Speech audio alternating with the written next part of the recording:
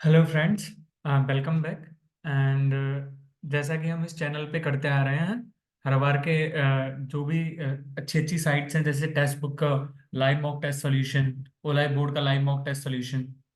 तो आज हम करने जा रहे हैं उसी सीरीज में एक टेक्स्ट बुक का लाइव मॉक टेस्ट सॉल्यूशन, जो कि 8 और 9 फरवरी को आया था। ठीक है। तो मैं बता दूं इस चैनल पे हम क्या क्या करने वाले हैं।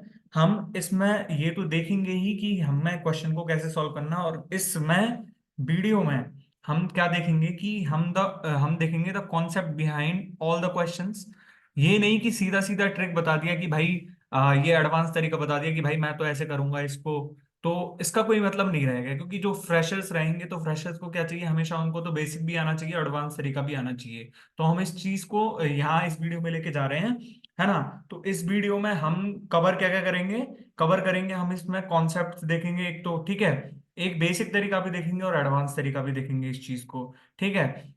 तो हम आगे बढ़ते हैं बिना देरी करे हुए। तो यदि आपने अभी तक हमारा टेलीग्राम चैनल ज्वाइन नहीं करा है तो यहाँ जाके ज्वाइन कर लो।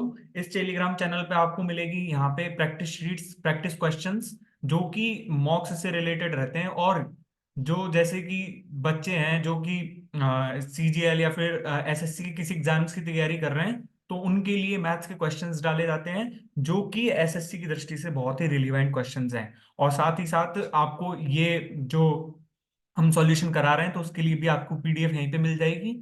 और इसके साथ साथ आपको इस चैनल पे इंग्लिश के भी क्वेश्चन मिलेंगे कभी कभी। इसके अलावा रीजनिंग के क्वेश्चंस भी मिलेंगे। तो आप इस चैनल को ज्वाइन कर लो, क्योंकि ये चैनल आपके लिए बहुत इंपॉर्टेंट हो सकता है। ठीक है। तो हम अपना टाइम वेस्ट करे बगैर आगे बढ़ते हैं, ठीक है। फर्स्ट क्वेश्चन की तरफ बढ़ते हैं। तो फर्स्ट क्वेश्चन है डीआई से रिलेटेड। तो डीआई क्या होता है? डीआई होता है डेटा इंटरप्रिटेशन। और डेटा इंटरप्रिटेशन अरिथमेटिक का एक टॉपिक है, जो कि रेशियो एंड प्रोपोर्शन पे और परसेंटेज भी बेस्ड है। ठीक है। Ratio and proportion. ठीक है। और ये परसेंटेज पे बेस्ड है। तो हमें सबसे पहले क्या कवर करना है? हमें तो रेशियो एंड परसेंटेज कवर करना है, तभी हम डीआई की तरफ आगे बढ़ेंगे। लेकिन हमें तो सिर्फ यहाँ पे क्वेश्चन देखना है, तो हम आपको क्वेश्चंस करा रहे हैं, ठीक है।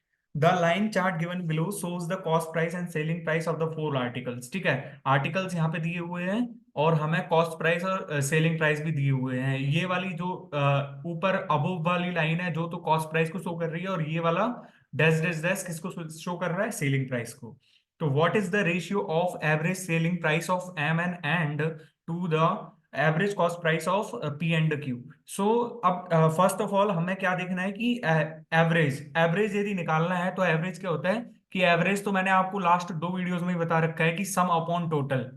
सम अपॉन टोटल, यानी कि यहाँ पे यदि एम और एन को देखेंगे तो एम और एन का सम कितना आ रहा है, और एम और एन है कितने। एम और एन तो टोटल तो टू ही है ना यहाँ पे, और सम यदि हम निकालेंगे तो हमें यहाँ से निकालना पड़ेगा, ठीक है। तो selling price of M and N कितना हो जाएगा टोटल? सेलिंग प्राइस कितना है? एम का 400 हो गया, और एन का कितना हो गया? 650, यानी कि 1050 upon two. 1050 upon two. Ratio अपन को क्या करना है इसमें? Average cost price of P and Q. Average cost price of P and Q, यानी कि जब इनका कॉस्ट, पी का कॉस्ट प्राइस 600 है और क्यू का कॉस्ट प्राइस क्या दिया हुआ है? 900। तो यानी कि इनका जो वो हो जाएगा, वो कितना हो जाएगा इनका? 1500 बाई टू। यानी कि टू से हम यदि टू काटते हैं और दोनों को यदि हम 15, ये क्या हो जाएगा? 1050 रेशियो 1500। और यानी कि यदि हम इसको काट दें तो ये हमारे पास क्या आ जाएगा? 7:10। यानी कि हमारा कौन सा ऑप्शन ठीक हो गया? हमारा सी ऑप्शन ठीक हो गया, ठीक है। अब ये तो डीआई में एक चार्ट बेस्ड क्वेश्चन है। यदि हम यदि अभी लेटेस्ट ट्रेंड को देखें तो इस चीज में हमें क्या देता है कि या तो कोई पाई चार्ट दे देगा, ठीक है, पाई चार्ट दे देता है, या फिर हमें कोई डायग्राम से रिलेटेड क्वेश्चंस आते हैं, या फिर हमें कोई शेड्यूल बना के देता है, कोई सारणी बना के देता है, जिसमें क्या होता है? डेटा पुट होता है, और डेटा के हिसाब से हमसे कुछ भी पूछ लेता है। जैसे रेशियो पूछ लिया हमने कि इस डेटा और इस डेटा के रेशियो क्या हो गया, ठीक है। कंपैरिजन होता है, मतलब यदि डीआई को हम यदि सोचें, इस चीज को समझें, तो डीआई में क्या होता है कि कंपैरिजन करवाता है हमसे क्वेश्चंस में। तो आई होप ये क्वेश्चन आपको समझ में आ गया होगा। और क्वेश्चंस की प्रैक्टिस करेंगे जैसे जैसे हम मॉक इस चैनल पे करेंगे, तो हम और क्वेश्चंस भी देखेंगे, ठीक है। दूसरा क्वेश्चन क्या है? Two circles intersect each other such that each passes through the centre of each other. Radius of these circles are equal if the length of common chord is 14√3। तो इसमें दिया हुआ क्या है कि दो सर्कल हैं, दो सर्कल, जैसे सपोज करो कि मैंने ये एक तो ये सर्कल बना लिया और एक ये सर्कल बना लिया, लेकिन ये क्या है कि ये एक दूसरे के सेंटर से गुजरते हैं। तो सपोज करो कि मैंने ये फर्स्ट सर्कल का सेंटर ये मान लिया, मैंने फर्स्ट सर्कल का सेंटर ये मान लिया, तो जो सेकंड वाला होगा वो यहाँ होगा। और जो ये जो फर्स्ट सेकंड है ना, तो इसका सपोज करो कि इसका सेंटर मैंने यहाँ मान लिया और इनके रेडियस इक्वल है। सपोज करो कि मैंने इनके रेडियस ए मान लिया, ए मान लिया। अब हमें दिया हुआ क्या है कि radius of these are equals and if the length of common chord is 14√3 centimetre. ठीक है, तो हमें क्या करना है कि इनका सरकमफेरेंस का सम निकालना है, सम का। तो सरकमफेरेंस क्या होता है, 2 पाई ए। ए यहाँ पे क्या है, रेडियस है ना, रेडियस है। तो हमें सरकमफेरेंस निकालने के लिए हमें क्या चाहिए, पहले तो हमें तो रेडियस ही तो फाइंड करनी है। रेडियस तो आए हमारे पास तभी तो हम सरकमफेरेंस निकालेंगे। तो रेडियस हम कैसे कैलकुलेट करेंगे, रेडियस निकालने का सीधा सीधा फॉर्मूला होता है, यदि जो दो सर्कल है और उनकी रेडियस इक्वल है, तो हम क्या करेंगे कि जो कॉमन कॉर्ड होगी उसका 1/√3 कर देंगे, तो हमारे पास क्या आ जाएगा, रेडियस आ जाएगा। जैसे यहाँ पे 14√3 दी हुई है, तो हमका रेडियस यदि कैलकुलेट करेंगे तो रेडियस कितनी आ जाएगी यहाँ से 14। रेडियस कितनी आ जाएगी यहाँ से 14। और जब हमारे पास रेडियस 14 आ जाएगी तो हम यहाँ पे फॉर्मूला लगा सकते हैं, 2 × पाई × 14। पर हमसे दोनों सर्कल्स के सरकमफेरेंस का सम पूछ रहा है, यानी कि हम दो से और मल्टीप्लाई कर देंगे यहाँ पे। तो हमारे पास क्या आ जाएगा, 4 × 22/7 इंटू में 14। तो यहाँ पे ये क्या हो जाएगा, 2 से कट गया, है ना। और ये क्या आ गया हमारे पास, 176। अब हम यहां से यदि सीधा करके देखेंगे, अब कोई महानुभाव ऐसा होगा कि वो कहेगा कि सर हम इसको 11 का मल्टीपल तो भी देख सकते थे। देखो ये भी 11 का मल्टीपल है, ये भी 11 का मल्टीपल है। तो भाई हम ऑप्शन से तो कर ही नहीं सकते, ऑप्शन से तो कर ही नहीं सकते, तो हमें दिमाग लगाना पड़ेगा इस चीज में। अब हम इस चीज को कॉन्सेप्ट देखते हैं कि हमने ये जो करा है ये हमारे पास आया कहाँ से। ठीक है, ये तो स्टैंडर्ड हो गया, यदि तुम्हें स्टैंडर्ड वैल्यू याद करके रखनी है तो स्टैंडर्ड वैल्यू तो ये हो गई। ठीक है, यदि तुम्हें वहां पे कैलकुलेट करने की जरूरत ना पड़े इस चीज को, ठीक है। तो अब हम इस चीज को देखते हैं कि ये हमारे पास आया कहाँ से। तो अभी एक चीज बताओ, ये मैंने सर्कल ड्रॉ कर लिए, जैसे ये मैंने सर्कल्स ड्रॉ कर लिए, है ना। और ये इसका सेंटर मान लिया मैंने और ये इसका सेंटर मान लिया मैंने। ठीक है, दोनों सेंटर्स हैं एक दूसरे के, सेंटर्स हैं। यदि मान लो ये मैंने सेंटर्स को ओ से दर्शा दिया और ये मैंने पी से रिप्रेजेंट करा इसको, और दोनों की जो यहां से यहां तक होगी तो इनकी रेडियस होगी, सपोज द रेडियस मान ली मैंने, suppose radius, radius is equals to R. जब रेडियस आर हो गई तो एक चीज बताओ मेरे को, ये वाला यदि हम यहां से इसको मिला दें तो ये भी तो हमारे पास आ रही है, ये भी तो हमारे पास आ रही है। और यदि यहां से हम इसको मिला दें तो ये भी हमारे पास आ रही है। यानी कि ये जो हमारे पास ये जो बन गया, ये हमारे पास क्या बन गया, ये तो हमारे पास क्या बन गया, इक्विलेटरल ट्रायंगल। Equilateral triangle. मैं थोड़ा सा बड़ा बनाता हूँ इसको, देखो यहाँ पे हम यदि यहाँ पे समझें इस चीज को, यहाँ पे 1 सेकेंड, यदि यहाँ पे हम इस चीज को देखें तो यदि मैं इसको इससे मिला दूं तो ये भी तो रेडियस ही है, यानी कि इसकी वैल्यू भी ये है और इसकी वैल्यू भी ये है। तो यानी कि हमारे पास क्या हो जाएगा, ये हमारे पास इक्विलेटरल ट्रायंगल हो गया। और जब ये इक्विलेटरल हो गया तो एक चीज बताओ, कॉमन कॉर्ड क्या होती है, कॉर्ड क्या होती है, फर्स्ट ऑफ ऑल कॉर्ड क्या होती है। कॉर्ड होती है कि सर्कल के सरकमफेरेंस पर किसी भी दो पॉइंट्स को मिलाने वाली जो लाइन होती है वो कॉर्ड होती है। तो एक चीज बताओ, जब हम यहाँ से कॉर्ड खींचेंगे तो एक चीज बताओ, ये जब हम रेडियस से कोई लाइन डालते हैं कॉर्ड पे तो उसके परपेंडिकुलर होती है, तो यानी कि ये 90 डिग्री है। और जब ये समद्विबाहु है, समबाहु त्रिभुज है, इक्विलेटरल ट्रायंगल है, तो एक चीज बताओ, यही बाइसेक्टर होगा, यही परपेंडिकुलर होगा, यानी यही सब कुछ होगा ना। तो यानी कि जब ये 60 में से हमारे पास कितना रह गया, 30 रह गया ना, और ये हमारे पास कितना था, 60 था। ठीक है, अब ये हमारे पास 60 है, ये 30 है, ये 90 है। तो एक चीज बताओ मेरे को, ये तो a/2 ही है ना, ये तो a/2 ही है और ये भी a/2 ही है। जब यही इसकी मीन मीडियन सब चीज यही चीज है, तो एक चीज बताओ, ये भी a/2 है और ये भी a/2 है। और जब ये दोनों, ये a/2 है, तो एक चीज बताओ, 30 के सामने यदि a/2, तो 60 के सामने ये वाली रेट, ये वाली कितनी हो जाएगी हमारे पास, a√3/2। a√3/2 नहीं हो जाएगी क्या। और जब ये a√3/2 है तो एक चीज बताओ, ये पूरी लेंथ, ये तो आधी है ना यहाँ तक, तो पूरी लेंथ हमारे पास कितनी हो गई, पूरी लेंथ हमारे पास कितनी हो गई, a√3/2 प्लस a√3/2।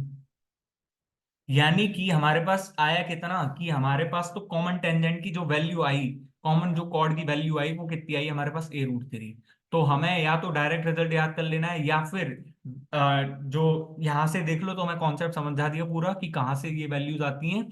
और यदि स्टैंडर्ड वैल्यू याद कर सको तो वो तो बहुत ही अच्छा है, क्योंकि टाइम बचेगा और हमें टाइम की ही कद्र करनी है एग्जाम टाइम पे। ठीक है। अब चलो, ये ट्रिगोनोमेट्री का क्वेश्चन आ गया, ट्रिगो का क्वेश्चन। ठीक है, तो ट्रिगो में अपन को क्या करना है इसमें, तो यहाँ पे तो सीधी सीधी से हमको ए की वैल्यू पूछी है, पर हमसे और कुछ भी तो पूछ सकता था ए की वैल्यू ना पूछ के। अब हम इसको सॉल्व कैसे करेंगे, हमें दिया हुआ है 10, 2a की वैल्यू किसके बराबर दी हुई है, कॉट 46 - a। ठीक है, पर हमने तो क्या पढ़ा रखा है, हमने तो भाई, हमको तो ये रिलेशन पता है टेन और कॉट को, तो हम ऐसा तो है नहीं कि भाई 10 से कॉट कट जाएगा, ऐसा तो हो ही नहीं सकता, ऐसा तो हो ही नहीं सकता। लेकिन हम 10 को कॉट में बदल सकते हैं। Cot 90 - 2a is equals to cot 46 - a, 46 - a। यानी कि हम दोनों तरफ के कंपैरिजन करें तो 90 - 2a is equals to 46 - a। यानी कि हमारे पास जो a की वैल्यू है वो कितनी आ जाएगी, 44 डिग्री। यानी कि अब जब a की वैल्यू हमारे पास 44 डिग्री आ गई, तो उसके बाद हमसे चाहे कुछ भी पूछ ले, हमसे चाहे कुछ भी पूछ ले, सपोज करो साइन ए की वैल्यू हम निकाल सकते हैं यहाँ से, फिर साइन ए की वैल्यू निकाल सकते हैं, साइन ए साइन 44। भाई ये कैलकुलेटर से निकालना पड़ेगा कि नॉर्मल व्यक्तियों को तो याद रहता नहीं है। ठीक है, जैसे कॉस ए की वैल्यू, है ना। अब मैं तुमको कुछ बेसिक आइडेंटिटीज बता देता हूँ, जैसे हमको क्या है, साइन स्क्वायर ए प्लस कॉस स्क्वायर ए क्या होता है, 1 होता है। ठीक है, 1 + tan² a is equals to 1। दोनों तरफ हमने जस्ट कॉस स्क्वायर से डिवाइड करा, तो यहाँ पे हमारे पास क्या बन गया, 1 + tan² is equal to sec²a। और यदि दोनों को हम किससे डिवाइड कर दें, साइन स्क्वायर से, तो 1 + cot² a is equals to cosec²a। ठीक है, ये हमारे पास तो क्या हो गई, बेसिक आइडेंटिटीज हो गई। हमें क्या करना है कि जैसे कोई भी क्वाड्रेंट है, यदि हम इसको ऐसे ड्रॉ करें एक्सिस को, तो यहाँ पे तो इसमें तो ऑल जो है पॉजिटिव्स होते हैं। जैसे सपोज करो कि मैं आपसे 10 30 की वैल्यू पूछ लेता हूँ, तो 10 30 की वैल्यू कितनी होती है, 1/√3, 1/√3। लेकिन यदि उसी केस में मैं आपसे पूछूं कि ये यहाँ पे यदि आ जाए और 10 150 की डिग्री पूछ 10 150 की वैल्यू पूछता हूं मैं तुमसे, तो 10 150 क्या हो जाएगा, 10 180 - 30, यानी कि -10 30।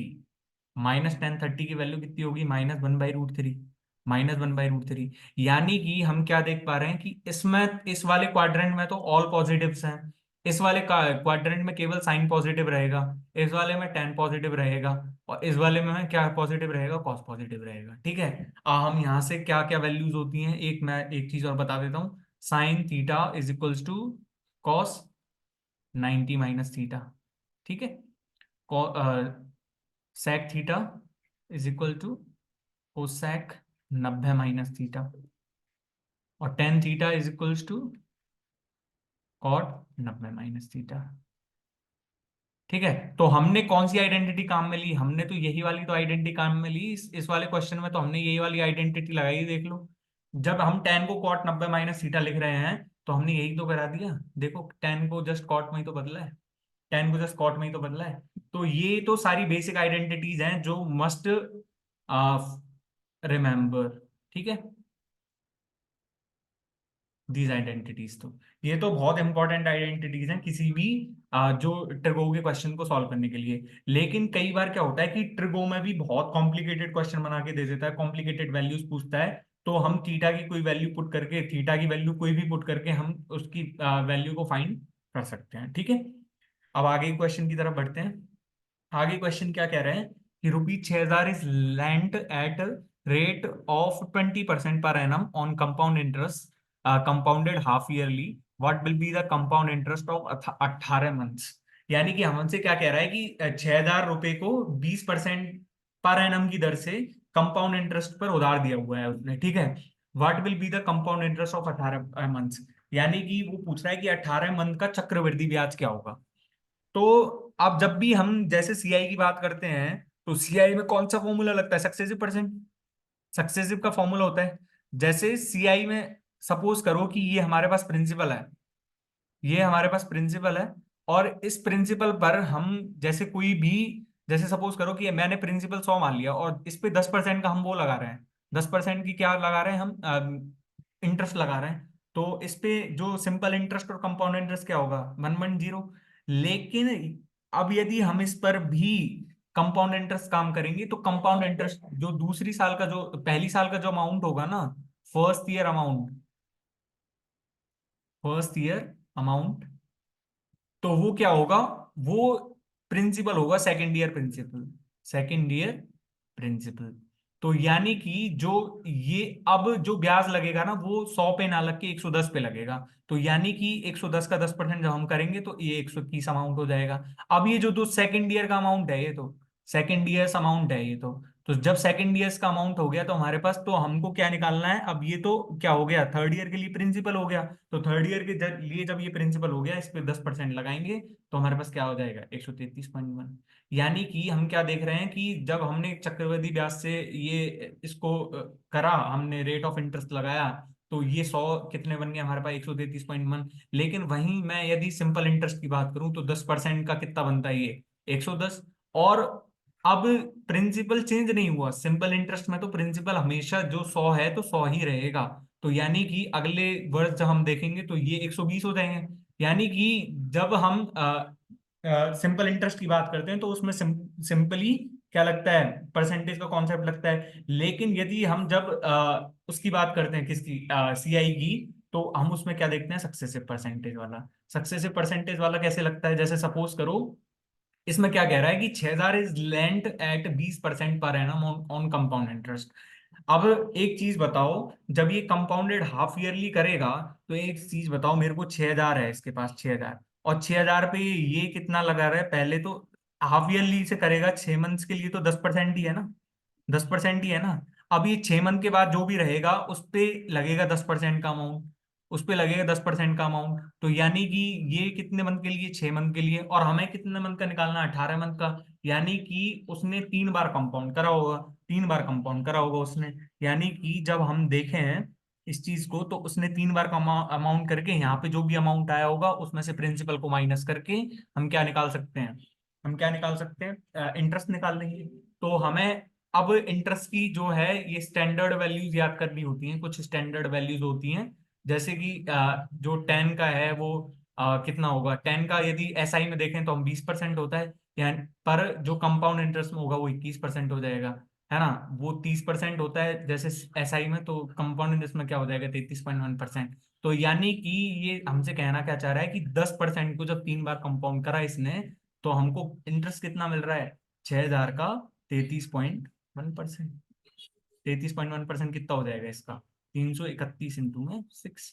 यानी कि हमारे पास कितना हो गया, 6, 8 और 1986, 1986। या फिर हम क्या देख सकते थे, 3 का मल्टीपल भी देख सकते थे सीधा। लेकिन यदि हम 3 का मल्टीपल देखते तो देखो ये वाला आंसर कट गया, ये वाला आंसर कट गया, और हमारे ये वाला आंसर कट गया। तो 3 का मल्टीपल यदि हम देखें तो सीधा सीधा ये आंसर आ गया हमारे पास, सीधा सीधा आंसर आ गया। ठीक है। पर मल्टीपल उसी केस में देखना है जब ये संख्या कटे नहीं। जब ये जैसे 3 है तो ये जो यहाँ पे जो 6 आ रहा है ये, तो इसमें क्या है, ये तो 2 into 3 है ना, तो ये 3 कहीं से कटना नहीं चाहिए। ठीक है, तभी बनेगा ये। चौथे क्वेश्चन की तरफ बढ़ते हैं हम।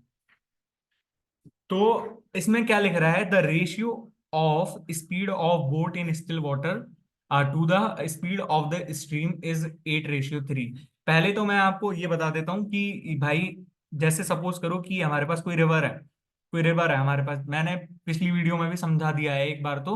अब जैसे ये कोई बोट है, ठीक है, यदि इसकी चाल यदि एक्स है और इसकी चाल हम यदि वाई मान लें, तो एक चीज बताओ, ये जब रिवर है और ये बोट की चाल यदि एक्स किलोमीटर पर आ रहा है, तो कौन ज्यादा होगा, कौन ज्यादा होगा, एक्स ग्रेटर देन बाई होगा।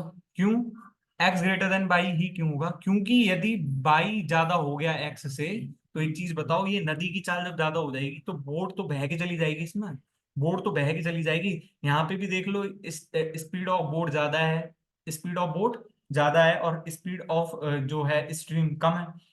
तो यानी कि हमसे कह क्या रहा था, जब मैंने कॉन्सेप्ट बताया था, तो एक चीज बताओ, ये डाउन स्ट्रीम और अपस्ट्रीम क्या होता है।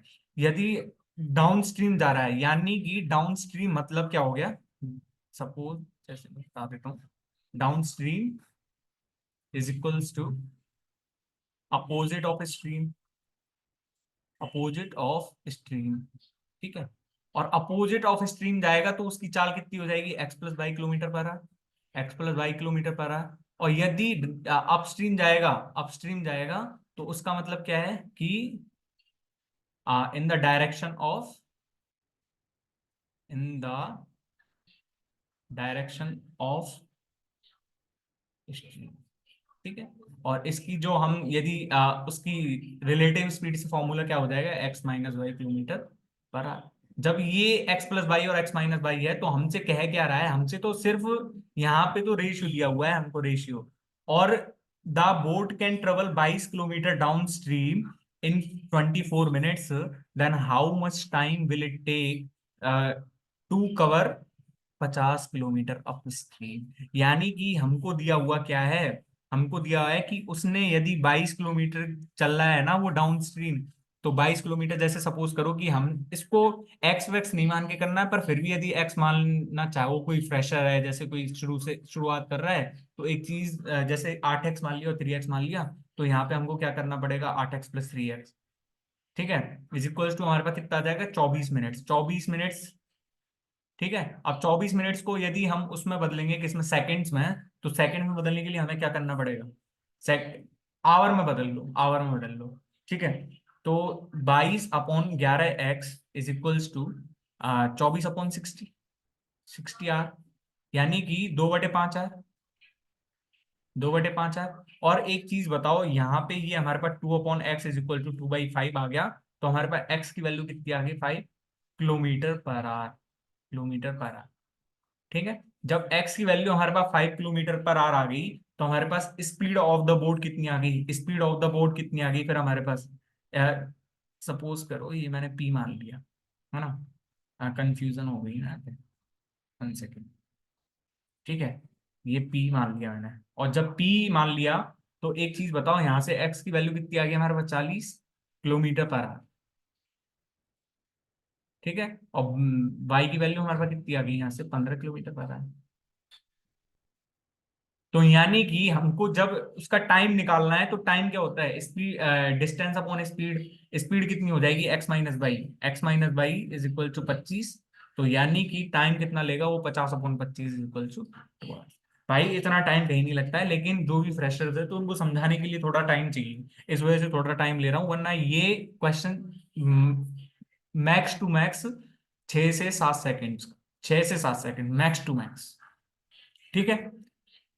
सातों, अब क्वेश्चन की तरफ बढ़ते हैं, आगे की तरफ, ठीक है। If an article is sold at 9/10 of its selling price, 20% of profit would be made on it. अब सपोज करो कि ये हमारे पास रियल जो है ना, रियल रियल जो एसपी था, और जो फेक एसपी है, फेक एसपी। तो एक चीज बताओ, जब ये 9/10 बोल रहा है, तो सपोज करो कि हमने जो शुरुआत का वो था ना, तो वो हमने 10th मान लिया, 10 मान लिया, तो उसका फेक एसपी कितना है, फेक एसपी तो 9 है ना, फेक एसपी तो 9 है।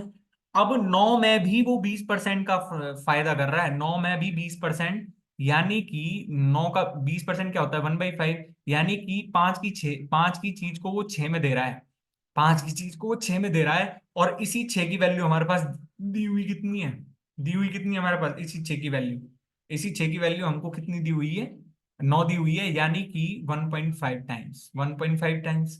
तो यदि जब ये 1.5 टाइम्स दे रखी है, तो एक चीज बताओ, प्रॉफिट क्या होता है, प्रॉफिट क्या होता है, profit is equal to SP minus CP.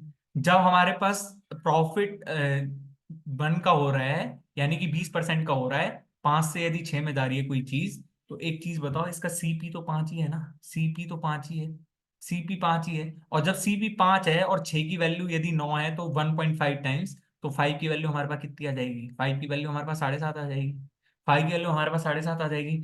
अब वो क्या कह रहा है कि find the profit which would have been made on selling it at its usual selling price। यानी कि यूजुअल सेलिंग प्राइस क्या है, यूजुअल सेलिंग प्राइस उसका है 10, और उसकी जैसे सीपी तो ये आ गई, एसपी ये आ गई, तो प्रॉफिट कितने का है, प्रॉफिट परसेंटेज क्या होता है, प्रॉफिट परसेंटेज क्या होता है?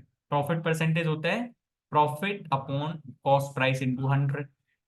Profit upon cost price into 100, यानी कि प्रॉफिट कितने का है, उसको 2.5 का है, और सीपी कितने का है, 3.5, यानी कि 1/3, और 1/3 कितना होता है, 33.33%। 33.33%। इस क्वेश्चन को करने में ज्यादा मैक्स टू मैक्स कितना टाइम लगता? मैक्स टू मैक्स यदि देखें तो 8 से 9 सेकंड। 8 से 9 सेकंड, लेकिन समझाने के लिए कितना टाइम लग गया, इतना टाइम लग गया। तो जितनी ज्यादा प्रैक्टिस होगी उतना ज्यादा तुम्हारा जो है स्कोर बूस्ट होगा, और तुम्हारी एग्जाम में जो है स्पीड क्वेश्चंस को करने की वो बढ़ जाएगी। तो इसलिए कह रहा हूं कि प्रैक्टिस और प्रैक्टिस करो सिर्फ, जिससे तुम्हारे मार्क्स अच्छे हैं। ठीक है, ठीक है। अब हमें दिया हुआ क्या है यहाँ पे कि if k plus 1/k is equals to -3, then what is the value of 2। इसको सिंप्लीफाई कर लो पहले, इसको सिंप्लीफाई कर लो, सिंप्लीफाई। ठीक है, तो जब सिंप्लीफाई करेंगे तो हमारे पास 2 आ जाएगा यहाँ पे, और ये बन जाएगा हमारे पास k³ + 1/k³। ठीक है, प्लस k² + 1/k²।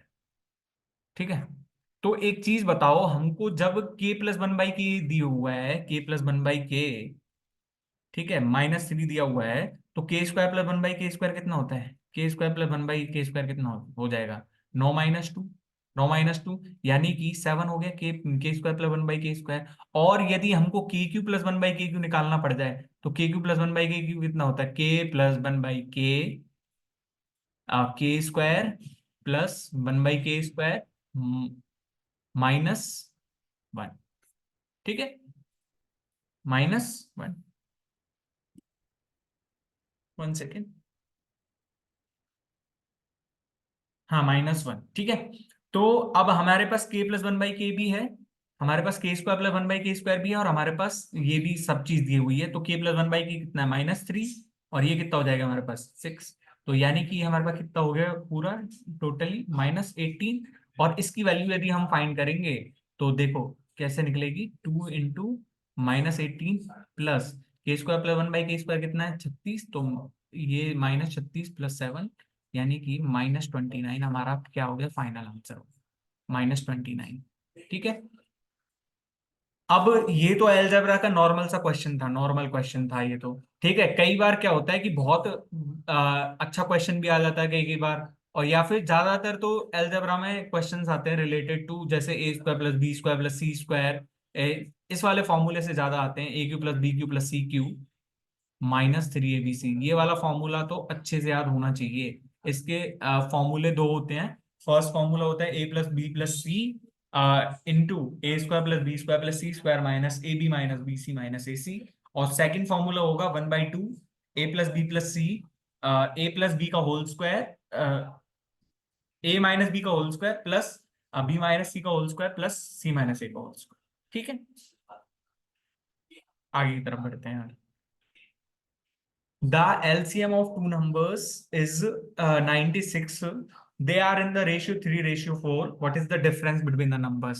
तो सपोज करो कि LCM हमसे दिया हुआ है, एक चीज बताओ, जैसे मैंने सपोज करो टू नंबर्स हैं, जैसे टू नंबर्स मैंने मान लिए H x और H y। ठीक है, ये H क्या है, ये H है उनका HCF, ये H क्या है उनका HCF। तो एक चीज बताओ, जब हमें इनका एलसीएम निकालना होगा तो एलसीएम क्या होता है, एलसीएम क्या होता है, एलसीएम होता है least common multiple, least common multiple. तो जब ये लीस्ट कॉमन मल्टीपल होता है, तो एक चीज बताओ, जैसे मैंने सपोज करो कि एक तो ले लिया मैंने 4, और एक ले लिया मैंने 6, तो इनका एलसीएम क्या होगा, एलसीएम क्या होगा, तो एलसीएम इनका क्या होगा, पहले तो इनमें हाईएस्ट कॉमन फैक्टर देखते हैं, तो 4 को 2 × 2 और 6 को 2 × 3, यानी कि ये हमको क्या बता रहे हैं, 2 × 2 × 3, यानी कि 12। 12 एलसीएम आ रहा है। या फिर हम यदि, भाई ये तो एडवांस ट्रिक है, और एडवांस ही अपनाना है तुमको। भाई बच्चों की तरह मत करना कि 4 8 12 फिर 6 12, हम पहाड़ा लिखेंगे, पहले टेबल्स लिखेंगे, फिर हम देखेंगे कि भाई कौन सा कॉमन बैठ रहा है। तो ये वाली चीजें नहीं करनी है आपको, ये वाली चीजें नहीं करनी है आपको। ठीक है, एलसीएम कैसे निकलता है, एलसीएम में पहले ये देख लो कि उनमें क्या क्या कॉमन है, और फिर यदि जो प्राइम नंबर है उनका मल्टीप्लाई कर दो। जैसे सपोज करो कि पहले हमने तो 4 और 6 लिया था।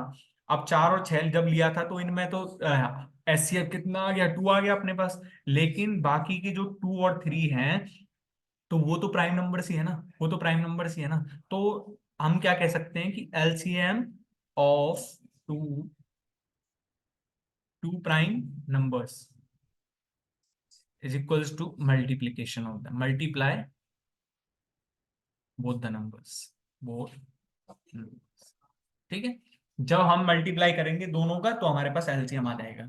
तो अब हमको एलसीएम यहां से निकालना था, तो हमारे पास एलसीएम क्या आ जाएगा, हमारे पास एच एक्स वाई आ जाएगा, एच एक्स वाई आ जाएगा। लेकिन हमने संख्या क्या क्या मानी थी, हमने तो एच एक्स और एच एच वाई जब मानी थी, तो एक चीज बताओ कि इनका एचसीएफ क्या है, एचसीएफ तो एच ही है ना, एचसीएफ एच है, एचसीएफ एच है।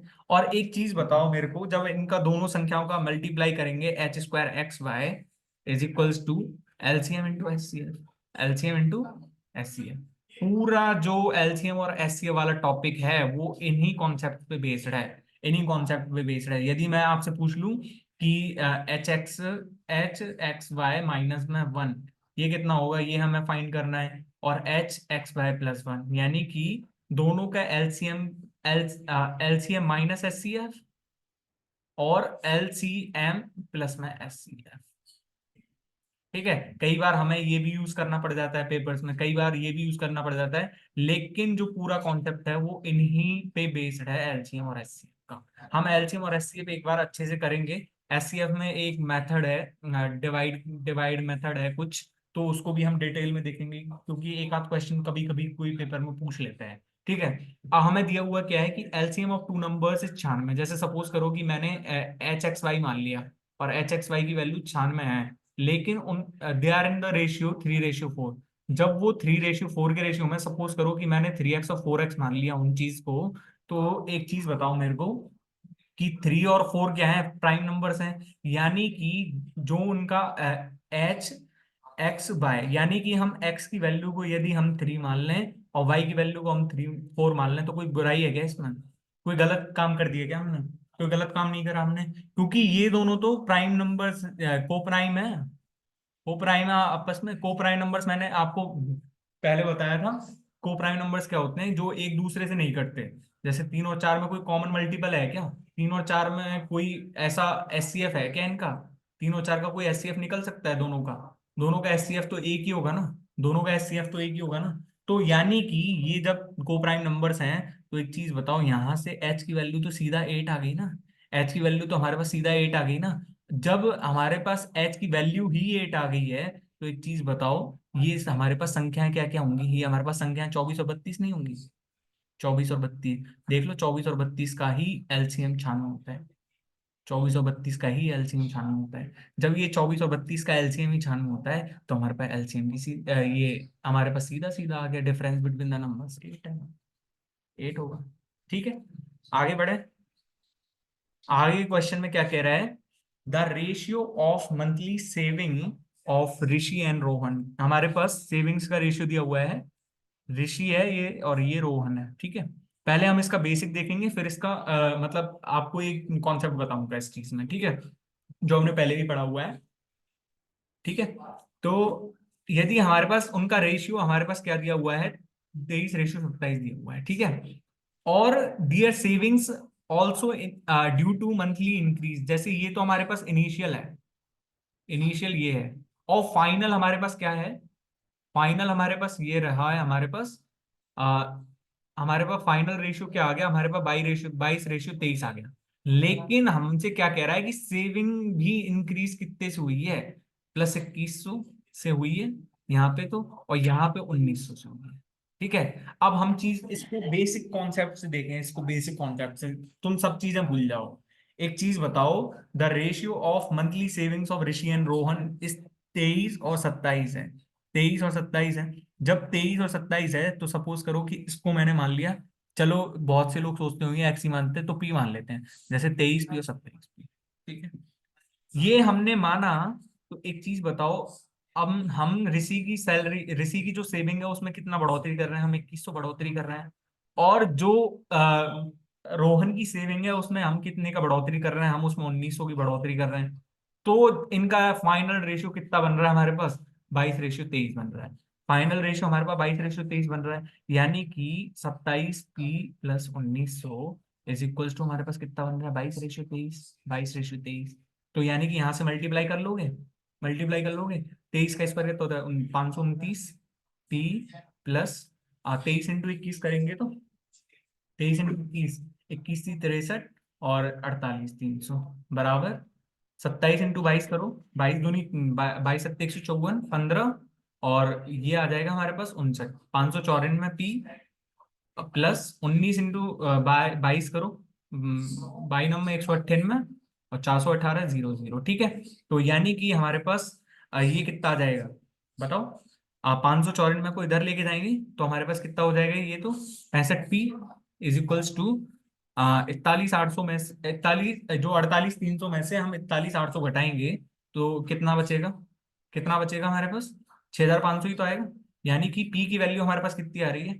पी की वैल्यू हमारे पास सीधी सीधी 100 आ रही है। यानी कि जो उनकी इनिशियल जो सेविंग्स थी ना, इनिशियल जो सेविंग्स थी उनके पास, तो जो इनिशियल सेविंग्स क्या थी उनकी? 2300 थी। एक की, ऋषि की तो 2300 थी, और रोहन की क्या थी? 2700 थी। रोहन की क्या थी? 2700 थी। जब, अब यहां से देख लो ना सीधा सीधा, जब उनकी इनकम बढ़ी तो उनकी सेविंग भी बढ़ी। तो जब इसकी 2300 + 2100 हो जाएगी तो यानी कि ये तो 4400 हो गई, है ना। और ये हमारे पास कितनी हो जाएगी? 2700 + 1900, ये हमारे पास कितनी हो गई? इसकी 4600 हो गई। तो दोनों का रेशियो 22:23 ही तो बन गया, 22:23 ही तो बन गया। यानी कि ये तो हमने करा है बेसिक से, बेसिक से करा है उसका, है ना। अब हम क्या कर रहे हैं कि एडवांस तरीके पे जाना चाह रहे हैं, हम तो सीधा क्रॉस मल्टीप्लीकेशन मेथड समझेंगे इस रेशियो में, क्रॉस मल्टीप्लीकेशन। ठीक है। जब क्रॉस मल्टीप्लीकेशन देखते हैं तो हमें क्या देखना होता है कि जैसे ऋषि है ये तो, और ये रोहन है, ठीक है। अब जैसे इनिशियल जो थी उनकी कितनी थी? इनिशियल जो कितनी थी उनकी? 23:27, और उनका फाइनल रेशियो हमको यहां लिखना है 22:23। तो और कितने का वो हुआ है उनके, इंक्रीज कितने का हुआ है? इंक्रीज को हमको यहां लिखना है, +2100 और +1900, और हमें ऐसे मल्टीप्लाई कर देना है इनका क्रॉस। तो यानी कि 23 इंटू 23 529, और ये हो गया 594 में। यानी कि 594 -529 इज इक्वल्स टू कितना हो जाएगा? 22 का गुना 1900 से करना है और 23 का गुना 2100 से करना है। तो ये हमारे पास आएगा तो यही चीज ना, आएगा तो हमारे पास यही चीज ना, यही ऐसे ही तो हमने करा था। लेकिन ये थोड़ा क्या है कि इसमें जब रेशियो पढ़ोगे तो यहाँ पे क्रॉस मल्टीप्लिकेशन मेथड अपनाओगे, तो ये तो हो गया पूरा बेसिक से।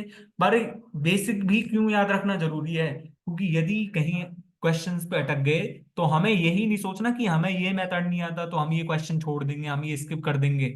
हमें स्किप नहीं करना है बस।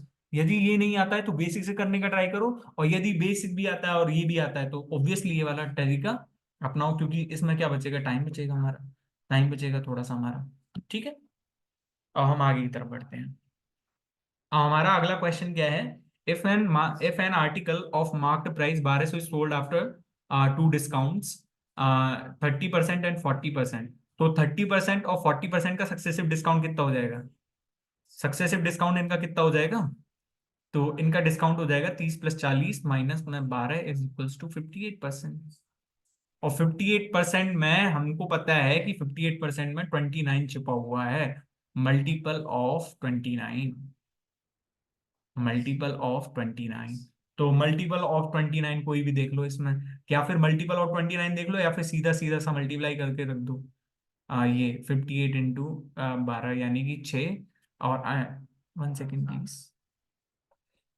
Then find, then what is the selling price of the given article. हाँ, हमसे एसपी पूछ रहा है, तो एसपी हमारे पास कितना होगा? 1200 का 42%, 1200 के 42% कितना होगा? यानी कि ये 3 का भी मल्टीपल है और 7 का भी मल्टीपल है।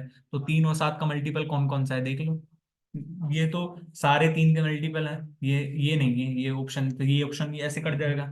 अब 7 का मल्टीपल कौन सा आ रहा है? 7 का मल्टीपल ये है नहीं, 7 का मल्टीपल ये भी नहीं है, तो 7 का मल्टीपल यही ऑप्शन है, तो 504। या तो हम इसको ऑप्शन से कर सकते हैं, या फिर इसका बेसिक तरीका तो हमारे को आना चाहिए भाई। किसी भी क्वेश्चन के बेसिक तरीका आना ही चाहिए, क्योंकि बेसिक से यदि तुम्हारे क्लियर होंगे ना तो तुम्हें एग्जाम टाइम में कहीं रुकना नहीं पड़ेगा। कई के बच्चे क्या सोचते हैं कि भाई उनसे एडवांस तरीका नहीं आता, तो जस्ट स्किप दिस क्वेश्चन, आगे देख लेंगे। तो आगे एक बार जब वो क्वेश्चन स्किप हो गया तो सारे क्वेश्चन स्किप ही होते चले जाएंगे, ऐसे तो सारे क्वेश्चन स्किप होते चले जाएंगे। इस वजह से मेरा मानना ये है कि बेसिक्स स्ट्रांग होने चाहिए। बेसिक्स क्या होने चाहिए? स्ट्रांग होने चाहिए। ठीक है।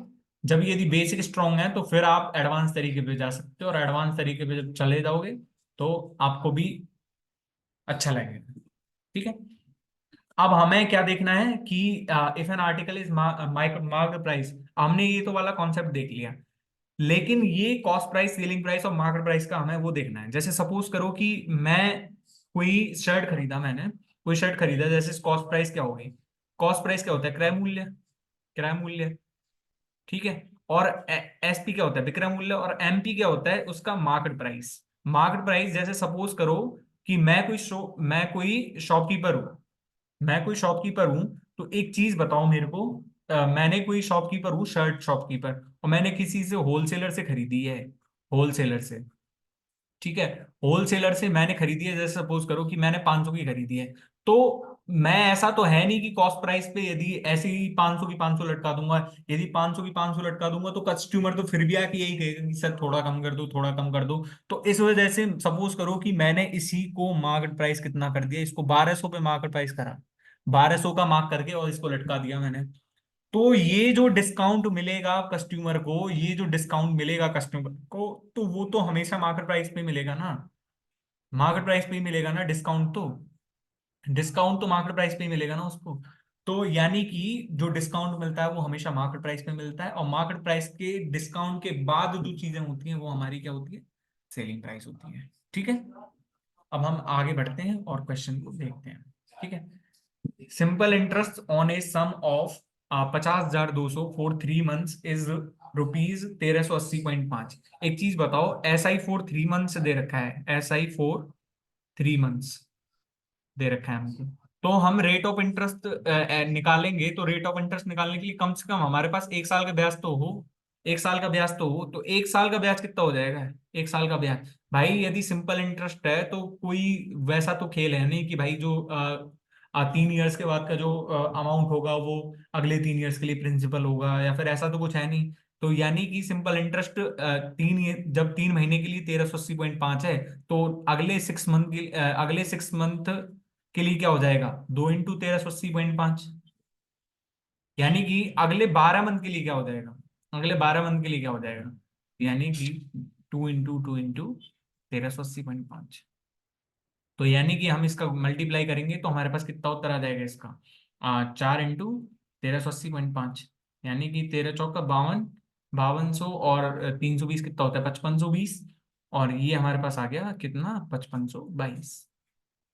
ठीक है। अब 5522 का 50,200 पे हमको वो निकालना है, तो 50,200, इसका कितना परसेंट आएगा लगभग? 20 से 20 कट गई, तो यानी कि ये हमारे पास 5522 अपॉन में 502। यानी कि ये हमारे पास कितना आ गया? हमारे पास ये आ जाएगा हमको 11%। 11%। ठीक है। ठीक है ना? ठीक है, आगे बढ़ते हैं। हाँ। The digit in unit place of 12 की पावर 21 प्लस 15 की पावर 37 इस।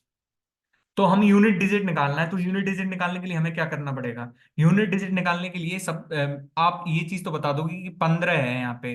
अब यदि 15 में एंड में 5 आ रहा है, तो एक चीज बताओ, 5 की पावर मैं 100 ले लूंगा, तो भी इसका यूनिट डिजिट तो हमेशा 5 ही रहेगा ना।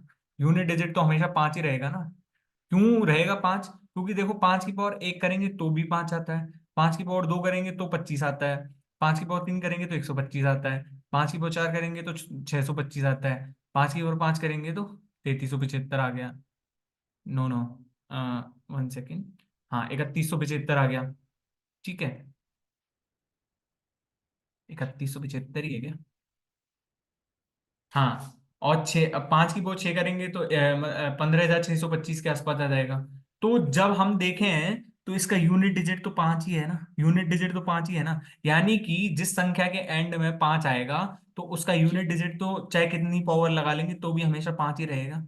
तो भी हमेशा 5 ही रहेगा, जब तक किसी चीज का क्या नहीं होगा? मल्टीप्लाई नहीं होगा, या फिर किसी चीज से डिवाइड, डिवाइड छोड़ो, किसी चीज से मल्टीप्लाई या फिर किसी चीज को घटाएंगे नहीं, तब तक वो 5 ही रहेगा। लेकिन हमें क्या करना है कि 12 की पावर 21 और दिया हुआ है साथ में, 12 की पावर 21, तो कोई दिक्कत नहीं है। 12 की पावर 21, जैसे सपोज करो कि 2 की पावर 1 करते हैं, तो 2 की पावर 1 में 2, 2 की पावर 2 बराबर 4, 2 की पावर 3 बराबर 8, 2 की पावर 4 बराबर 16, 2 की पावर 5 बराबर 32, 2 की पावर 6 बराबर 64, 2 की पावर 7 बराबर 128, 2 की पावर 8 बराबर 512, 1 सेकेंड, 256, और 2 की पावर 9 बराबर कितना हो गया, 512। यानी कि हम क्या देख पा रहे हैं कि 2 की पावर 1 इज इक्वल्स टू 2 है, 2 की पावर 2 इज इक्वल्स टू 4 है, 2 की पावर 3 इज इक्वल्स टू 8 है, 2 की पावर 4 इज इक्वल्स टू 16 है। यानी कि इसके बाद हम यदि 2 की पावर 5 पे देखें, तो 2 की पावर 5 पे यूनिट डिजिट फिर से 2 रिपीट हो रहा है, फिर से 2 रिपीट हो रहा है। यानी कि हर 4 पावर के बाद यूनिट डिजिट 2 रिपीट होगा, हर 4 पावर के बाद यूनिट डिजिट 2 रिपीट होगा। तो यानी कि हम इसको क्या लिख सकते हैं, हम इसको 12 की पावर 20 प्लस 1 कर सकते हैं ना, इसको 12 की पावर 20 प्लस 1, यानी कि 12 की पावर 20 इंटू 12 तो यानी कि जब ये 12 की पावर 20 हो गया, 12 की पावर 20 हो गया, तो इसका यूनिट डिजिट तो हमें पता है, इसका यूनिट डिजिट तो 6 आ जाएगा। पर इसका तो यही है ना, इसका तो 2 ही है। तो जब इसको 2 करेंगे तो हमारे पास यूनिट डिजिट तो हमेशा क्या आएगा, इसका 2 आएगा, और 2 + 5 is equal to 7 unit digit आ जाएगा इसका, 7 यूनिट डिजिट आ जाएगा। अब मैं एक और क्वेश्चन बताता हूँ आपको। जैसे सपोज करो कि मैंने कोई भी एक उदाहरण लिया, जैसे 2 की पावर A प्लस में 5 की पावर B, और ए और बी जो है ना वो बिलोंग्स टू होल नंबर्स।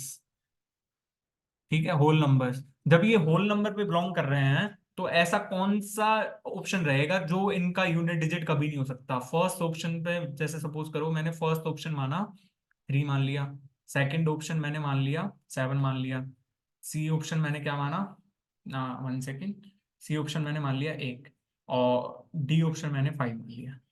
ठीक है, डी ऑप्शन मैंने 5 मान लिया।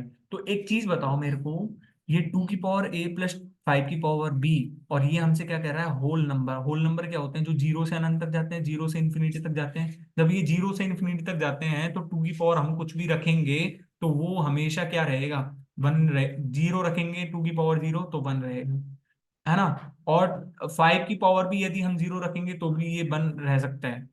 1 सेकेंड, हाँ, यस यस।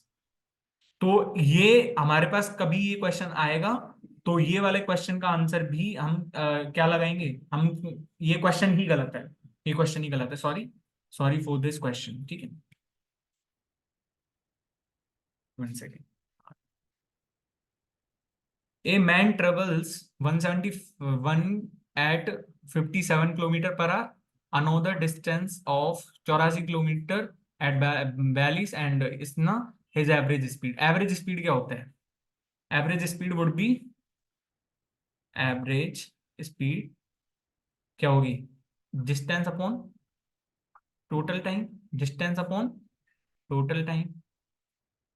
अब एक चीज बताओ कि उसने यहाँ पे 171 किलोमीटर चला है, यहाँ पे वो 84 किलोमीटर चला है, यहाँ पे वो 160 किलोमीटर चला है। तो एक चीज बताओ, तीनों को जोड़ेंगे तो हमारे पास कितना आ जाएगा, 160 और 84 कितना होता है, 160 और 84 होता है 244, और 244 और 71 कितना हो जाएगा, 244 + 171, यानी कि 5 1, और यानी कि 4 4 1 4 5 मीटर उसने टोटल डिस्टेंस चली है। और टोटल टाइम कितना है, हमको यहाँ पे टाइम निकालना है। तो स्पीड का फॉर्मूला क्या होता है, स्पीड का फॉर्मूला होता है distance upon time, distance upon time.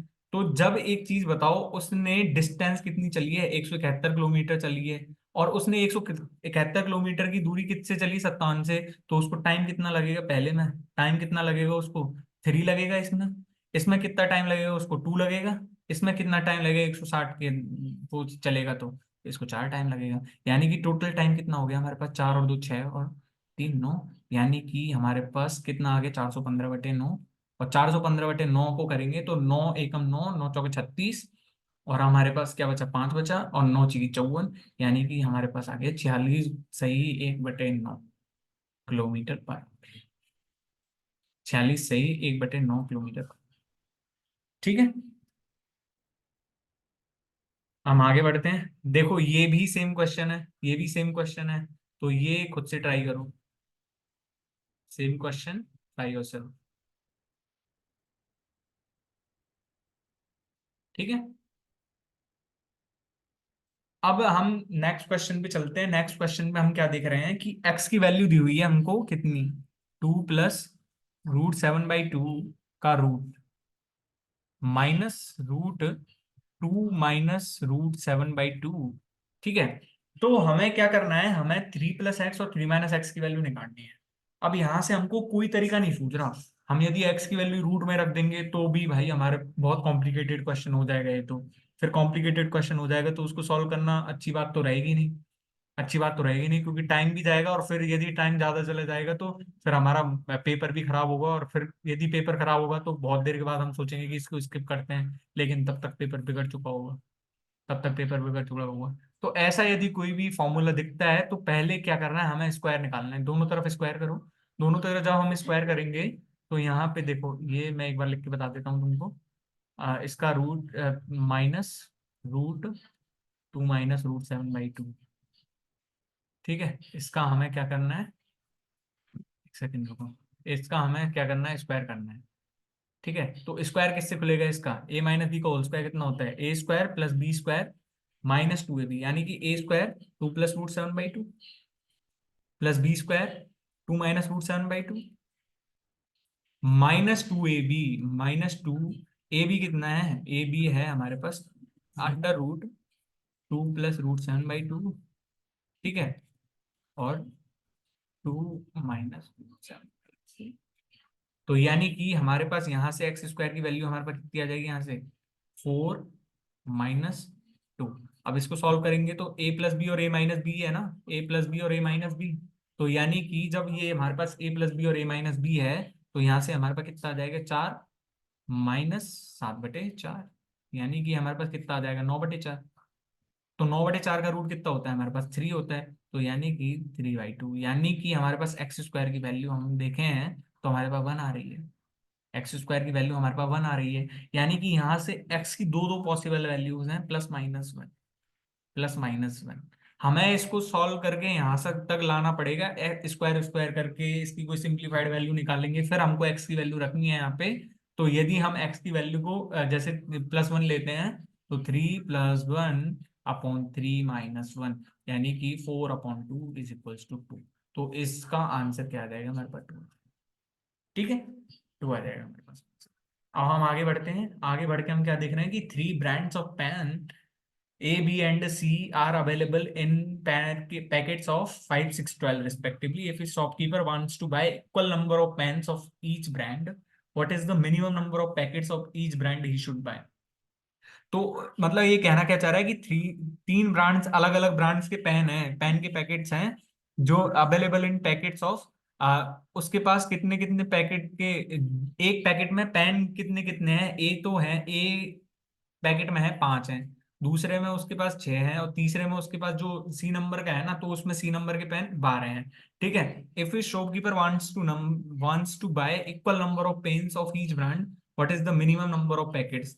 तो एक चीज बताओ, मिनिमम नंबर ऑफ पैकेट्स निकालना है उसको, तो हमें क्या करना है, 5, 6 और 12 का क्या निकालना पड़ेगा, जब मिनिमम नंबर ऑफ वो पूछ रहा है, तो मिनिमम नंबर के लिए हमें एलसीएम ही तो निकालना है इन चीजों का। एलसीएम ही तो निकालना है, और हम 5, 6 और 12 का एलसीएम कैसे निकालेंगे, 5, 6 और 12 का एलसीएम यदि हम देखें तो यहाँ पे 5 × 1, ये इसको क्या लिख सकते हैं हम, 6 × 1, और इसको क्या लिखेंगे, 6 × 2, यानी कि 5 × 6 × 2, 5 × 6 × 2, यानी कि हमारे पास एलसीएम कितना आ गया, 60 आ गया, 60 पैकेट्स। ठीक है, अब ये 60 पैकेट्स तो आया है, लेकिन हमको तो पेन चाहिए, पेन।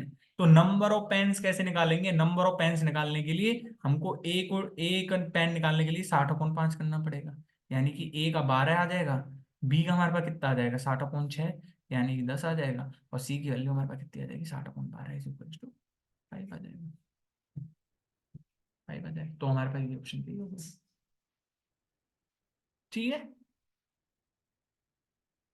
चौथा, ए शॉपकीपर मिक्सड 5.1 kg ऑफ almonds, 1900 gram of raisin, 2.6 kilogram of cashew, and packed the mixture equally into 4 dozen packets. 4 dozen packets यानी कि 41 पैकेट्स, 48 पैकेट्स, ठीक है। 48 packet. What is the weight of each packet? Each packet का weight निकालने के लिए हमें पहले वेट को किससे निकालना पड़ेगा? ईच पैकेट वेट कितना हो जाएगा हमारे पास? Total weight upon number of packets, ठीक है। तो हमें टोटल वेट कितना हो जाएगा हमारे पास? देखो ये तो 5100 ग्राम हो गया भाई, ये केजी इज इक्वल्स टू 1000 ग्राम ना, और ये हमारे पास कितना हो जाएगा? 2600 ग्राम। तो यानी कि हमारे पास टोटल वेट कितना आ गया? 26 और 19 कितना होता है? तो ये हमारे पास आ जाएगा 9600 अपॉन 48, यानी कि हमारे पास कितना आ जाएगा? 200 ग्राम। 200 ग्राम का पर पैकेट है, 200 ग्राम का पर पैकेट, ठीक है। 20 क्वेश्चन की तरफ। अब इसका तो सीधा सीधा ही है, इसका तो सीधा सीधा ही है। Try yourself, try yourself, ठीक है। देखो, in triangle ABC, angle A is equals to 80 degree, angle B is equals to 70 degree, and the incentre of the triangle is at P। तो अब एक चीज बताओ कि मैं एक ट्राइंगल ड्रॉ कर रहा हूं आपके सामने यहाँ पे, ठीक है। और ये मैंने ट्राइंगल ड्रॉ कर दिया, और यहाँ पे यदि A की वैल्यू हमारे पास 18 डिग्री दी हुई है और B की वैल्यू हमारे पास 70 है, A, B और C, ठीक है। और ये हमारे पास इंसेंटर है, इंसेंटर है। तो इंसेंटर, फर्स्ट ऑफ ऑल इंसेंटर होता क्या है, ठीक है। इंसेंटर होता क्या है? इसका सीधा सीधा सा शॉर्टकट तो ये है कि बीपीसी, हमें सीधा सीधा सा यदि रिजल्ट याद करना है तो हम क्या कह सकते हैं कि ये जो बीपीसी होगा, जो बीपीसी कौन सा, हमें ये वाला ट्राइंगल चाहिए ना बीपीसी, बीपीसी ये वाला कौन चाहिए ना हमको, तो बीपीसी क्या होता है? 90 डिग्री प्लस कॉन A/2, यानी कि 90 डिग्री प्लस ये कितना हो जाएगा हमारे पास? 40, यानी कि 130 डिग्री आंसर है। लेकिन हमें तो इसका कॉन्सेप्ट सीखना है भैया, हमें तो इसका कॉन्सेप्ट सीखना है। तो फर्स्ट ऑफ ऑल इंसेंटर क्या होता है? First of all intercentre, incentre क्या होता है? तो intersection point, point of the bisectors of our triangle, bisectors of the triangles angle, ठीक है। अब एक चीज बताओ मेरे को, यहाँ पे सपोज करो कि ये तो बाइसेक्टर एंगल का वो है ना, तो एक चीज बताओ, मैंने ये कर लिया यहाँ पे ड्रॉ ऐसे करके एक, जैसे मैंने सपोज करो कि मैंने कोई ट्राइंगल DEF लिया, ठीक है। DEF जब ट्राइंगल लिया मैंने, तो इसको जो बाइसेक्ट करा ना, इसको जो बाइसेक्ट कर, जैसे सपोज करो कि ये मैंने बाइसेक्ट करवा दिया ऐसे, ठीक है। ये वाला ऐसे करवा दिया, और ये वाला ऐसे करवा दिया मैंने बाइसेक्ट, ये वाला ऐसे करवा दिया बाइसेक्ट, ठीक है। तो जब ये बाइसेक्ट करवा दिए मैंने, तो एक चीज बताओ हमको, ये जैसे इंसेंटर मैंने मान लिया P मान लिया मैंने, चलो इंसेंटर को P मान लिया। तो यानी कि हम P कैसे निकालेंगे? P हमारे पास ऐसे ही क्यों आया है? ये 90 डिग्री प्लस ये वाला एंगल ही, 90 डिग्री प्लस जो दूसरा जो बचा एंगल होगा उसका आधा क्यों आया? तो हम क्या देख पा रहे हैं यहाँ से?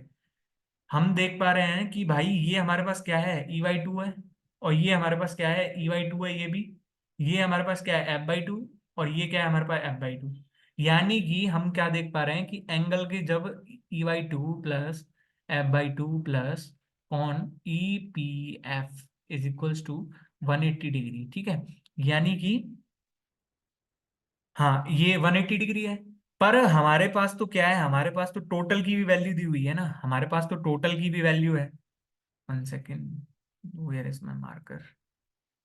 हाँ, तो हमारे पास तो टोटल की भी वैल्यू है ना, कॉन D प्लस कॉन E प्लस कॉन F is equal to 180 degree. अब हम इसको दो से डिवाइड कर दें, दोनों तरफ दो से डिवाइड कर दें हम दोनों तरफ, तो यानी कि हमारे पास क्या आ जाएगा? ये तो ये हमारे पास कॉन D/2 प्लस कॉन E/2 प्लस कॉन F/2 is equals to 90 degree आ जाएगा हमारे पास। यानी कि हमारे पास D/2 की वैल्यू कितनी आ जाएगी? हमारे पास 90 माइनस इतना आ जाएगा, 90 माइनस इतना आ जाएगा। यानी कि हम इसकी जगह ये ना लिख के हम इसको 90 माइनस D/2 प्लस कॉन EPF is equals to 180 degree रखेंगे तो हमारे पास सीधा सीधा आंसर आ गया ना। हमारे पास सीधा सीधा क्या आंसर आ गया, कौन, E P F is equals to 90 degree plus D by.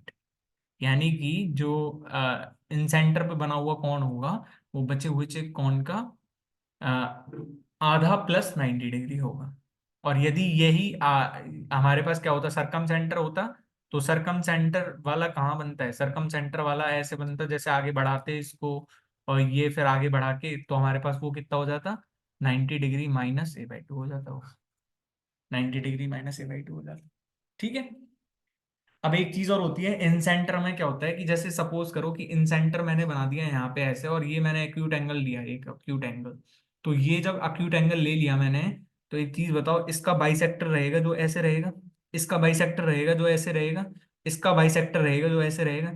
यानी कि जो हम क्या देख पा रहे हैं कि अक्यूट एंगल में, तो अक्यूट एंगल जो ट्राइंगल होगा ना, उसमें इन सेंटर हमेशा ट्राइंगल के अंदर ही होगा, ट्राइंगल के अंदर ही होगा। और हम जैसे ऑप्ट्यूस एंगल बना देते हैं, सपोज करो कि हमने ऑप्ट्यूस एंगल बना दिया। ऑप्ट्यूस एंगल बनाने के लिए ये वाला हमने लिया और ये वाला हमने लिया और ये वाला लिया हमने। ठीक है।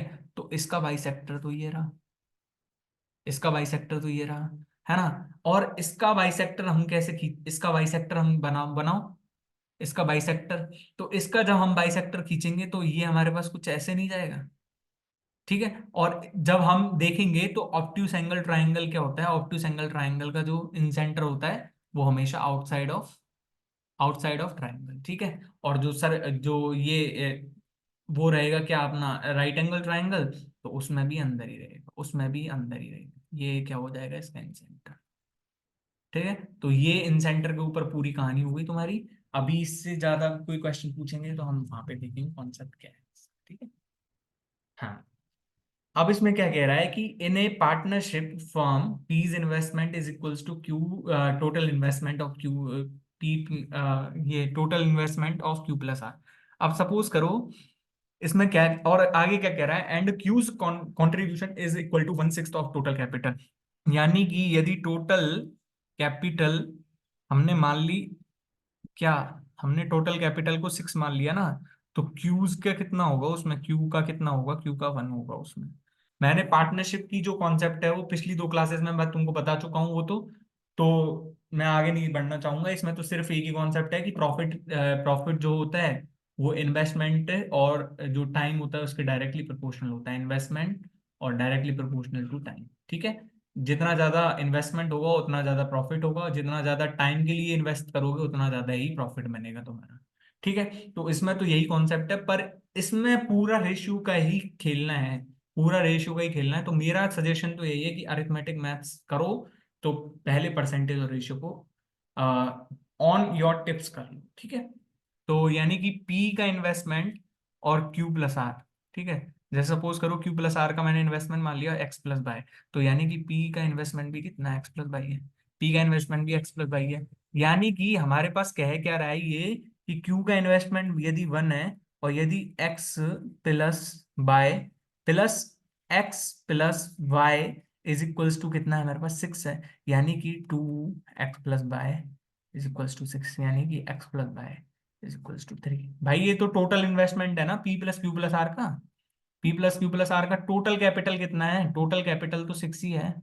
तो यानी कि हम यहाँ से एक्स प्लस वाई की वैल्यू निकाल के लाए हम 3। यानी कि हम क्या देख पा रहे हैं कि क्यू का इन्वेस्टमेंट यदि 1 है ना, तो आर्स इन्वेस्टमेंट क्या है, आर्स इन्वेस्टमेंट है हमारे पास। तो यानी कि हमारे पास जो टोटल प्रॉफिट है, टोटल प्रॉफिट की वैल्यू दी हुई है, यानी कि 6 की वैल्यू हमारे पास 46.8 दी हुई है। तो 1 की वैल्यू यहाँ से कितनी आ जाएगी हमारे पास, 1 की वैल्यू कितनी आ जाएगी हमारे पास 7.8। यानी कि 7.8 क्या होता है, 3 का मल्टीपल भी होता है।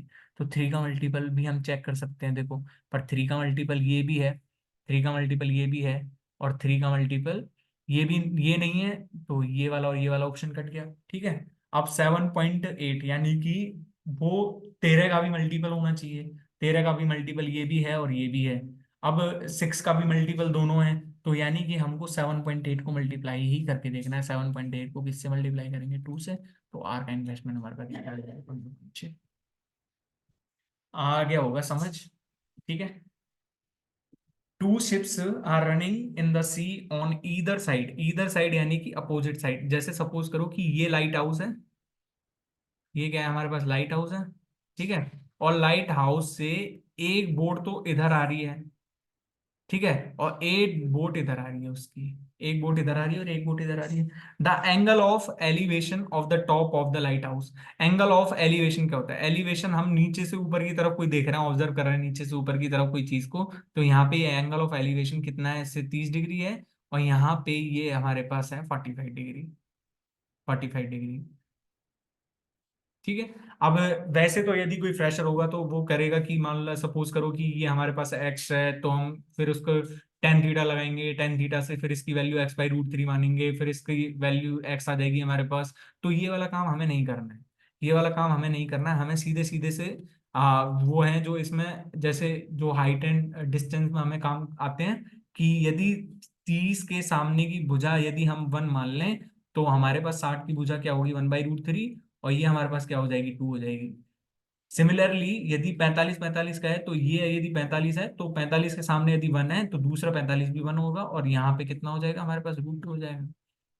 यानी कि हमसे कह रहा है कि if the height of the light house, यानी कि 1 की वैल्यू हमारे पास 200 मीटर दी हुई है, यानी कि 1 की मीटर, जब हमारे पास 200 मीटर दी हुई है, तो हमको क्या निकालना है, हमको तो 1 + 1/√3 निकालना है। 1 + 1/√3 यानी कि 1 + 1/√3 इंटू 100 यानी कि हमारे पास ये कितना आ जाएगा, 1 + 1/1.732 इंटू, अरे 1 सेकेंड प्लीज, यहाँ ये हमारे पास क्या होगा, √3 होगा, 60 के सामने हमारे पास √3 होगा, ठीक है। तो ये हमारे पास क्या आ जाएगा, 1 + 1 सेकेंड।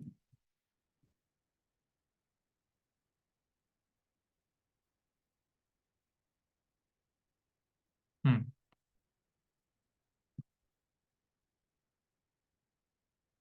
ये हमारे पास क्या आ जाएगा, हमारे पास ये √3 आ जाएगा। हाँ 60 के सामने, जब 30 के सामने 1 है तो ये हमारे पास √3 गुना आ जाएगा, ठीक है। तो हमको 1 + √3 की वैल्यू निकालनी है, तो √3 क्या होता है, ऑलमोस्ट 1.732, 1.73, यानी 2.732 का मल्टीप्लाई हमें 200 से करना है। तो 200 इंटू 2 करेंगे तो 400 आ गया। ये 0.732 ऑलमोस्ट किसके है, 3/4 मान लेते हैं, सपोज 3/4 कितना होता है, 0.75 ना। तो यानी कि इसका 3/4 होता ना, तो ये क्या हो जाता, 150 हो जाता। पर ये 150 से थोड़ा कम आएगा, यानी कि ये लगभग 146 के आसपास पहुंच जाएगा, और उत्तर हमारे पास कितना आ गया, 546, 546। अब हमको ये क्वेश्चन आ गया कि इन ABCD is an isosceles trapezium inscribed in a semicircle with diameter AD and AB is equals to CD is equals to 2 and the radius of semicircle is 4 centimetre. जब हमने पिछली क्लास में टेक्स्ट बुक का mock test solution करा था, तो मैंने आपको एक चीज बताई थी कि ट्रेपेजियम होता क्या है। तो ट्रेपेजियम एक ऐसा क्वाड्रिलेटरल होता है जिसकी दो भुजाएं क्या होती हैं, दो भुजाएं एक दूसरे के पैरेलल होती हैं, ठीक है। और दो जो भुजाएं हैं ना वो इक्वल भी हो सकती हैं और अलग अलग भी हो सकती हैं, पर यदि इक्वल हैं तो उसको क्या बोलते हैं, आइसोसेलेस ट्रेपेजियम।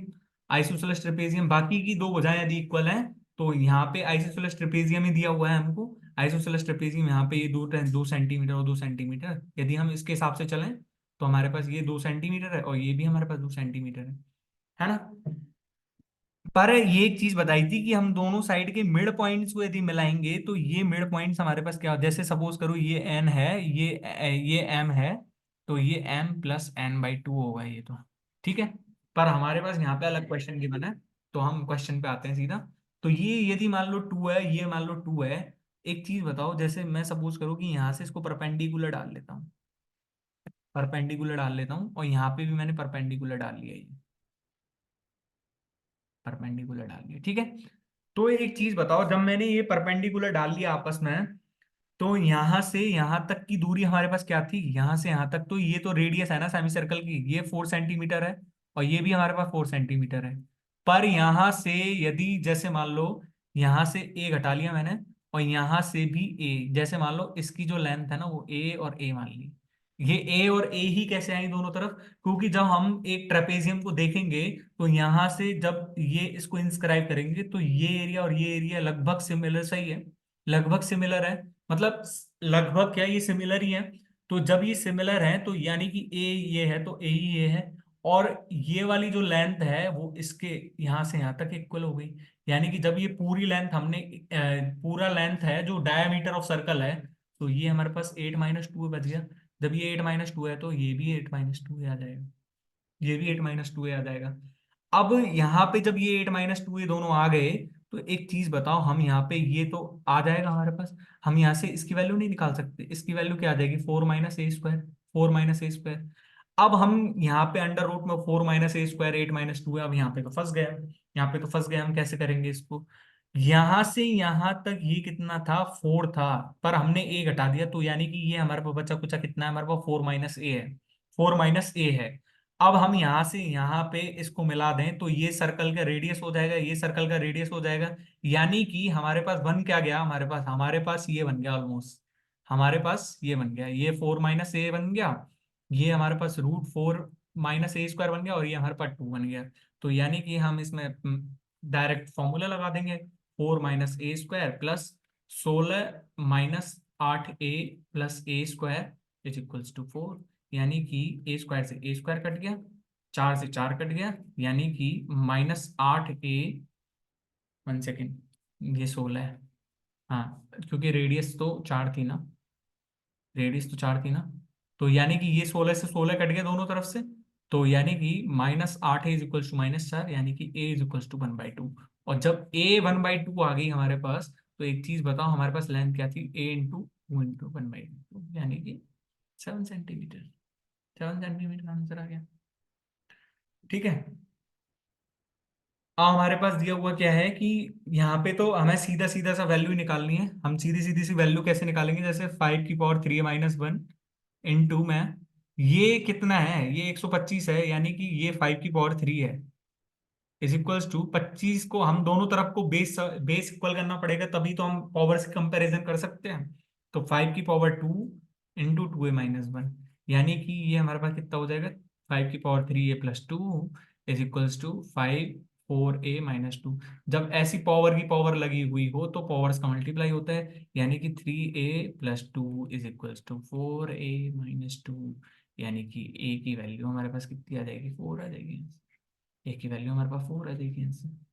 ठीक है भाई, हम यदि देखें तो अभी तक मॉक में ऐसा कोई क्वेश्चन आया नहीं है जो मतलब इतना टफ हो या फिर कुछ। ठीक है, हमको क्या दिया हुआ है, in a quadrilateral, 72 degree and 80 degree, है ना, द बाइसेक्टर्स ऑफ कॉन A and B meet at a point O, what is the measure of कॉन ए ओ बी। अब ऐसे सपोज करो कि किसी भी क्वाड्रिलेटरल में हमसे यदि ये पूछे ना, किसी भी क्वाड्रिलेटरल में, ये तो मैं फॉर एनी क्वाड्रिलेटरल बता रहा हूं, यदि A B C और D, यदि ये हमसे किसी भी क्वाड्रिलेटरल के लिए पूछे कि इनका बाइसेक्टर्स दिया हुआ हो, तो यानी कि ये हमारे पास जो ए और बी की जो भी वैल्यू होगी ना हमारे पास, ए और बी की जो भी वैल्यू होगी ना हमारे पास, तो वो ए और ओ बी जो ए ओ बी की जो वैल्यू होगी तो वो हमारे पास क्या होगी, कौन C + कौन D/2 ही होगी, कौन C + कौन D/2 ही होगी। तो यानी कि इसका आंसर हमारे पास क्या आ जाएगा, 76 ही आएगा। ठीक है, अब ये आया कैसे, हमको कॉन्सेप्ट जानना है, तो कॉन्सेप्ट सीखो। देखो, साइक्लिक क्वाड्रिलेटरल, यहाँ पे तो क्वाड्रिलेटरल नहीं है, साइक्लिक, सॉरी, यहाँ पे क्वाड्रिलेटरल ही दिया है ना। तो क्वाड्रिलेटरल के लिए जैसे सपोज करो कि मैं आपके सामने क्वाड्रिलेटरल बना रहा हूँ, है ना, और ये मैंने क्वाड्रिलेटरल बना दिया। ठीक है, अब ये क्वाड्रिलेटरल जब बनाया मैंने तो इसको नामांकित भी कर दिया ABCD। ठीक है, तो यहाँ पे मैं जब ए और बी के बाइसेक्टर्स ले रहा हूँ, ए और बी के बाइसेक्टर्स, ठीक है, ये ए और बी के बाइसेक्टर्स, ये B/2 हो गया, ये बाई 2 हो गया। ठीक है, और ये हमारे पास जैसे सपोज करो ये O है, और ये हमारे पास क्या है इसका, ये बाइसेक्टर्स हैं इसके, ये इसके बाइसेक्टर्स हैं, तो यानी कि ये D/2 है और ये D/2 है, ये C/2 है। ठीक है, तो हमारे को सब सिंपली बेसिक वाला ही वो लगाना है, यानी कि यहाँ से अपन को क्या लगाना है, कॉन A/2 प्लस कॉन B/2 प्लस कॉन AOB इज इक्वल्स टू हमारे पास क्या आ जाएगा यहाँ से 300 180 डिग्री, क्योंकि जो ट्राइंगल्स के एंगल्स का जो सम होता है वो 180 डिग्री होता है। यानी कि हम यहाँ से निकालें तो कॉन A/2 प्लस कॉन B/2 प्लस कॉन AOB इज इक्वल्स टू 180। पर हमारे पास तो क्या है कि A plus B plus C plus D is equal to 360। तो क्वाड्रिलेटरल के एंगल्स का योग कितना होता है 360 डिग्री। तो यानी कि A/2 plus B/2 plus C/2 plus D/2 कितना होगा 180 degree. A/2 plus B/2 plus C/2 is equal to 180 degree ना। तो जब ये 180 डिग्री होगा तो एक चीज बताओ, जब दोनों 180 डिग्री को कंपैरिजन करेंगे तो दोनों तरफ से A/2 प्लस B/2 कट गया। यानी कि हमारे पास कॉन AOB की वैल्यू ही हमारे पास क्या आ जाएगी cone D/2 plus cone C/2। यानी कि हमारे पास यही तो आंसर आ रहा है बचे कुछ दो एंगल्स का, बचे कुछ दो एंगल्स का सम। यानी कि हमारे पास 74 आंसर आ जाएगा, 74 आंसर आ जाएगा। ठीक है, अब हम आगे की तरफ बढ़ते हैं।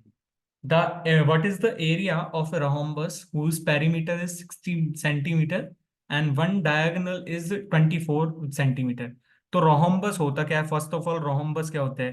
तो रोहम्बस होता है कि जिसकी चारों साइड ऐसा क्वाड्रिलेटरल जिसकी चारों साइड बराबर होती हैं। तो जैसे सपोज करो कि ये मैंने एक रोहम्बस बना लिया तुम्हारे सामने। ठीक है, रोहम्बस ये बना लिया मैंने।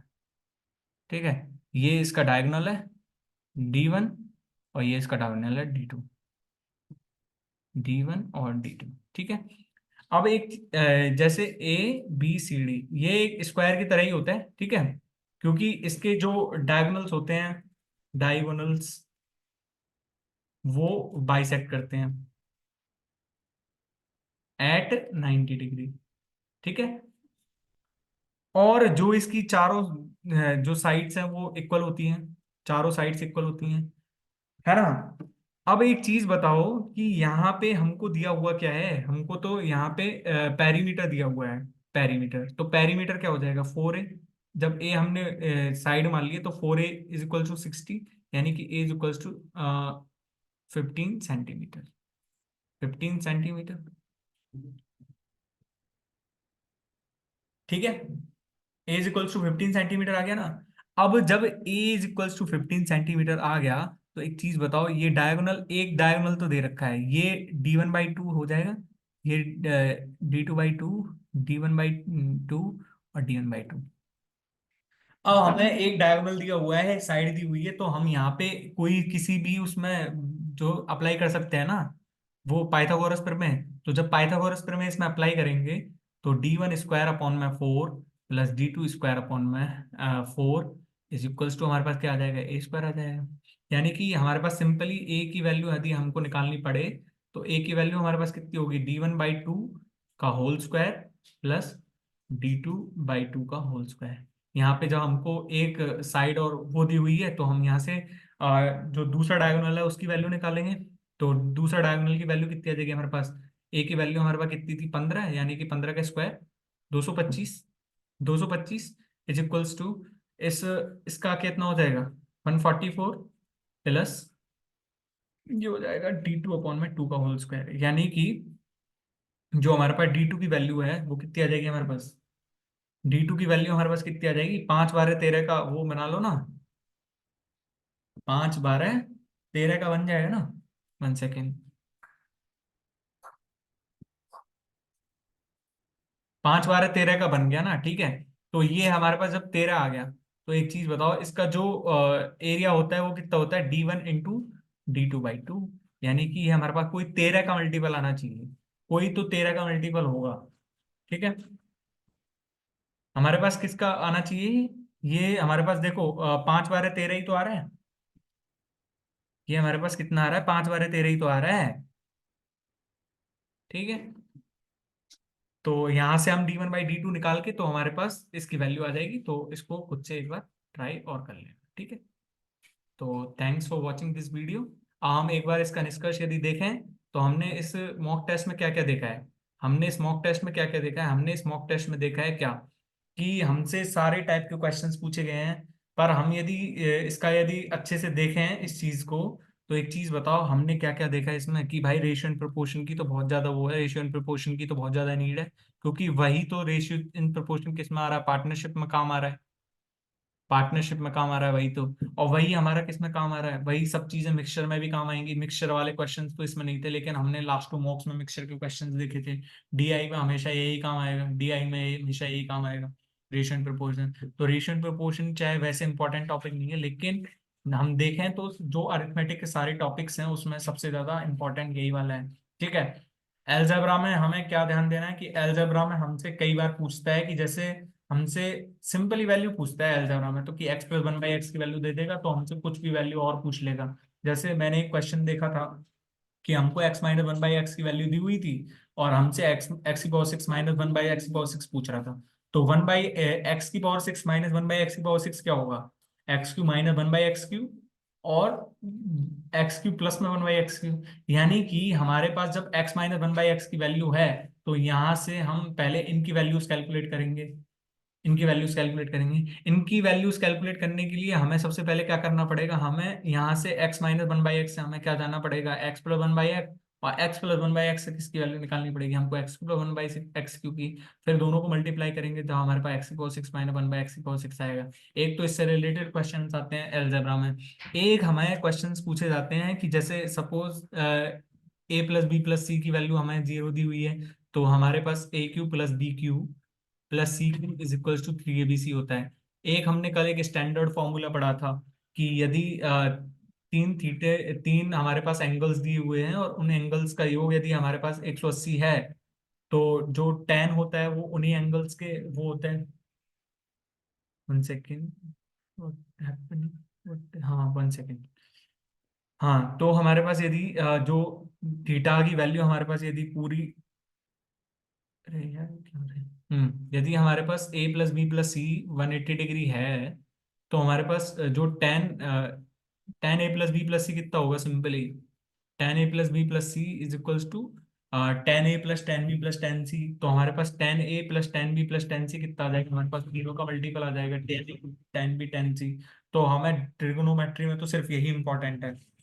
ठीक है। बाकी की सारी यदि आपको इंपॉर्टेंस चैप्टर्स के यदि पीडीएफ्स या फिर इसके सॉल्यूशंस के साथ साथ अच्छी प्रैक्टिस करनी है, तो हमारे टेलीग्राम चैनल के साथ आप जुड़ सकते हैं। इसकी टेलीग्राम चैनल की लिंक हम आपको यूट्यूब के डिस्क्रिप्शन बॉक्स में भी दे देंगे, तो वहां जाके आप इस टेलीग्राम चैनल को ज्वाइन कर सकते हो। और यहाँ इस टेलीग्राम चैनल पे हम इंग्लिश के भी क्वेश्चन डालते हैं, इंग्लिश के प्रैक्टिस क्वेश्चंस। ठीक है। इंग्लिश के प्रैक्टिस क्वेश्चंस भी हम डालेंगे इसमें, हम इसमें रीजनिंग के प्रैक्टिस क्वेश्चंस भी डालेंगे। ठीक है ना। और यदि ये वीडियो आपको पसंद आई है तो प्लीज इस वीडियो को लाइक करें और हमारे चैनल को सब्सक्राइब कर दें। ठीक है। Thank you so much for watching.